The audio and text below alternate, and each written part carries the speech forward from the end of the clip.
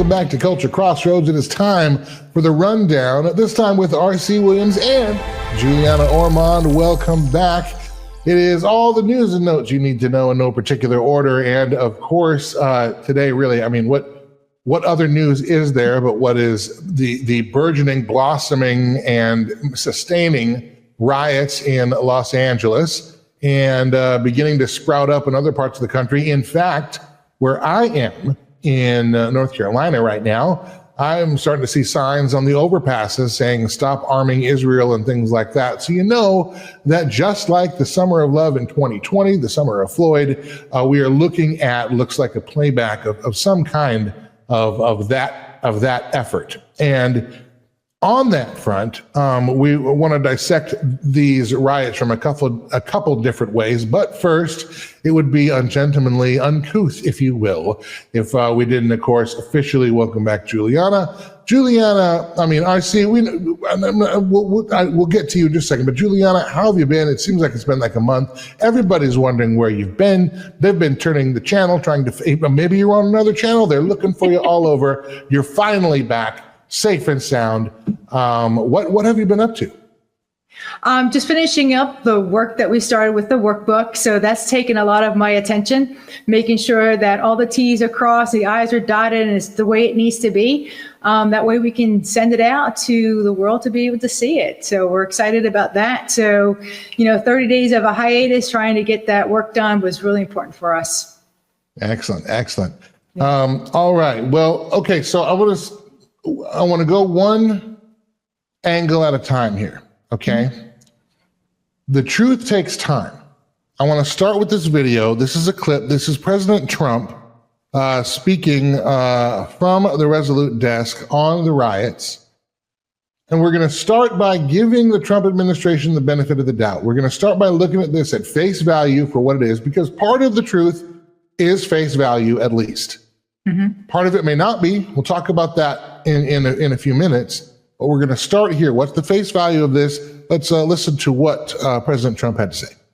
We'll see, but I can tell you last night was terrible.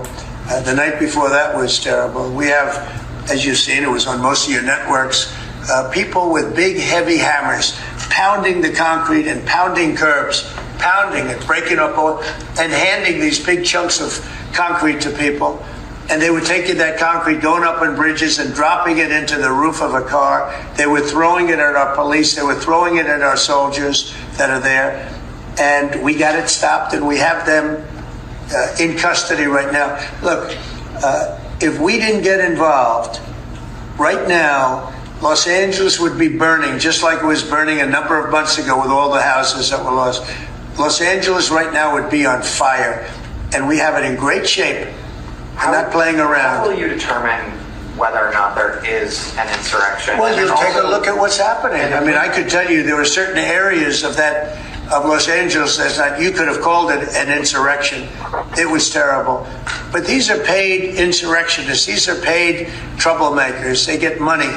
And when you take a look at what they do, where they show up and everyone's saying, what's he doing? He's pounding the curbs. This one guy's pounding the curb, breaking the curb, and handing big pieces of granite. In some cases, it's granite and concrete to other people. And they're running out with it. And then we watch the other people, and they try and throw it into the face of the soldiers, throw it into the face of the police, and they hurt some people very badly. They go up on bridges, they drop it down on the cars as the cars are moving. They're not breaking the curb because they're doing a demolition service. They're breaking it to hand out to people as a weapon. It's bad stuff. I've never seen that before. So President Trump is not wrong on some of those fronts. There is evidence that we got some paid actors here. But of course there are many reports, and all the theories come out. And this is why I'm going to take this two narratives at a time, because, and this is also why, by the way, in Culture Crossroads, we're careful when we talk about news, because we need to see what the response is going to be. Mm-hmm. That's going to tell us what the real, if there is an agenda, what it is. That's going to tell us what we're really trying to do. What happens every time news breaks is every news channel of our favorite channels, the mainstream, lamestream, whatever you want to call it, media, they're going to attach their narrative to it immediately and start retrofitting all the evidence they can find. And if you don't pay attention longer than 5 seconds, that's going to be your reality. We are trying to break through that with, here's what actually is adding up to be true. This is the Jenga pile that's not going to fall down. Okay. And I want to preface it with this. The news broke that RFK Jr., HHS head, fired all 17 of the advisors for the vaccine commission. That's wonderful news. That's great. I'd have fired him long ago. However, I'm going to withhold judgment. Why? Because who's going to replace them? It is not unheard of in politics, and stop me if you've heard this one before, where we get rid of one slimy cockroach cretin only to be replaced by another one that's worse. And it seems to be the way this story goes every single time. So I want to wait until I see if RFK Jr. and the powers that be there have actually changed the record, or we're just going to side 2, track 3. You know what I mean? I'm not saying it's not a good thing. I celebrate their firing. But if we're going to replace them with worse, we're no better off. So we're going to be careful here. Again, the truth takes time. I've seen reports that there were people from the FBI office in California handing out cell phones and cash to rioters to keep it going. Unsubstantiated so far, because we can't substantiate anything other than what we can see with our eyes. So, because everything else is going to be narrative, it's going to be through an agenda narrative from the media, from whatever side of the aisle you think your favorite news is coming from. So, the question to you in the beginning: how much of this is face value? Because look, we know that we're not protecting our borders, and we know there are political agendas and reasons for that. Part of it is, I believe, the overthrow of America. And I'm going to break that down here after I get your response to this question.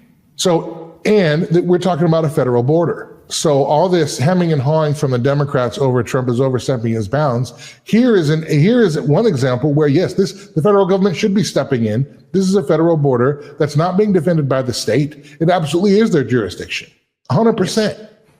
Just as is every illegal immigrant. And yes, they are illegal. And by the way, crime is illegal. We don't have to keep making it more illegal. It's already illegal.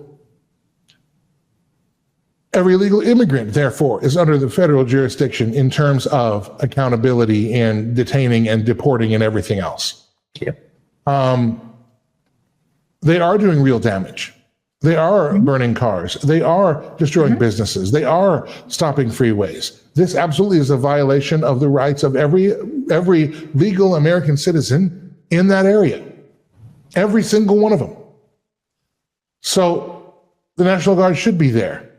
But California's own law enforcement should be a part of it too, instead of being told to stand down. So on that front, we're doing a good thing. What I would caution President Trump here is it can't be like the response we had with the summer of George Floyd, St. George, right? We can't do just tweet and say, no good, all caps, exclamation point. If we're going to quell this, examples must be made. People need to be arrested. They need to be put in prison, and it needs to be done expeditiously. We have to also draw a contrast between J6, because a lot of this does kind of ring a little bit J6-y, doesn't it? But where instead of having them being held with no charge just indefinitely, some only being released like in the last couple of weeks, in fact, which is just about 5 years later, right? We need to see them be arrested, convicted, put in prison like that, speedy trial. At the same time, if we can track where the money goes, we need to put those people in prison as far back as that money trail can go. Examples must be made here that this will not be tolerated at all. End of sentence. And if you do try it, you will pay the price. But it can't be big talk. It has to be followed up with and actually done. So if we're taking it at face value, what do you see here on the face value side that's going on here that is a good response from the Trump administration? What do we need to do? Your insight. Interesting, Andrew, that we're watching a replay of 2020, and it's almost like Agent Smith in The Matrix. He is everyone and he is no one, right? Michael Yon actually did an interview as we're recording this. He did an interview earlier with Mike Adams, and he talked about the fact that he came back from China and he actually deployed to Portland, and he played the role of a bum to get embedded with Antifa. And he said, look, these people are obviously paid. You've got to follow the money. And he said, you're basically dealing with a bunch of people who are strung out and high on drugs. And in part, that's how they get paid. He said we need to be very cautious too, though, because you also have to look at who's supplying them. While we cannot substantiate the thing about the FBI, you're in a position today where none of this should surprise you. Things that you hear or see should not surprise you. There are certainly people within the government apparatus who want to see this ginned up because there's a much bigger plan to try to destabilize the United States overall. Interestingly enough, right before we went to show, I saw something where they're planning one of these events, and you'll never guess who the sponsor was. The one and only Christy Walton of the Walton family, who owns Walmart. She is sponsoring this quote unquote Rise Up event. So if you do not think this is real and you believe that these protests are mostly peaceful, I have a pallet of bricks in LA to sell you, sir.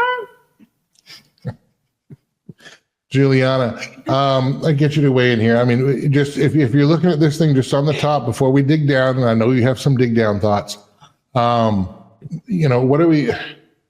what exactly is happening here? What do you expect to unfold? So what I'm looking at is they're creating the narrative of what they want to start happening, right? This is all being done by design. Yeah. You know, why didn't Trump talk about where the money was coming from and what the recourses are going to be from the people that are supplying the funds? I mean, today I saw an ad. It was like, we're looking for very strong people. We'll pay you $1,250 to $6,000 a week. And it's like, really? Why are they not following the money crumbs that are happening and saying, you are the ones that are instigating this? Why is it that we, the people, have to deal with the aftermath of what's happening around us? I mean, all the poor people that are in the areas that are afraid to be able to walk the streets now because of what's happening here. Like, we need to take a look at what's going on and why we're not calling out the people, the money people, and what they're doing. Why is Trump saying, hey, all these awful things are happening and they're chipping off pieces of the, sidewalk so that they can use it as weapons to throw at people? Yes, absolutely. But who's paying that? Where those gas masks come from? Why are we not sending out the FBI and whatnot to go pick up those people? Andrew, just an interesting aside here to what Juliana said, because when she pointed out the fact that, okay, he's saying these things, and that's good. Yeah, you're supposed to do that, and this is your jurisdiction. But why is it that the greatest surveillance apparatus in the entire world, in the history of the world, can pinpoint when you and I have an exchange of a dollar bill and try to tax us on it? Yet we cannot seem to pinpoint in no time at all where the money is coming from, who the bad actors are, and nail them down. I don't think you're necessarily waiting for more information because you already have it. What's actually going on?